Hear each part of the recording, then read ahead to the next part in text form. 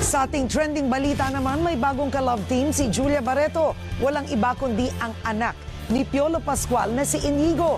Proud naman kay Julia ang kanyang tita Gretchen Barreto. Kamusta naman kaya ang iringan sa kanilang pamilya? Ibandila mo, MJ Felipe.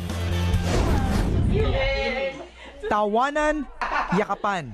Close na close ang magtita na sina Julia at Gretchen Barreto. Ayon kay Gretchen, full support ang buong pamilya sa pag-arangkada ng karera ni Julia.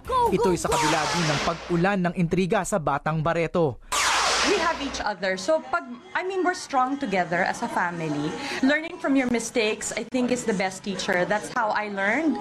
That's how Marjorie learned. And that's why we are where we are today. Blessing in disguise din ang mga bagyong pinagdaanan ng kanilang pamilya.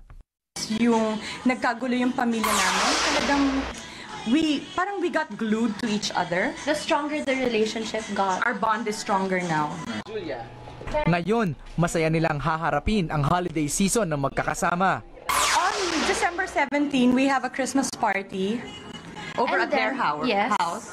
And then December 24, sa bahay naman namin, the whole family. Okay. Hindi whole, pero pero medyo whole. We're together. As long as we're together. To be truthful, diba? Huwag ka lang mawawala ng pag-asa. Si Julia all set na rin sa kanyang TV project kasama ang anak ni Piolo Pascual na si Inigo. I'm happy that it's Inigo because he's a really nice guy. He's somebody easy to work with. And yun ang siya, totoong gentleman. And he's got good parents also, so that helps. Ipapalabas ang Once Upon a Time, Wish Upon a Lucis ni na Julia at Inigo sa Enero. MJ Felipe, ABS-CBN News. Upon a Lucis, simula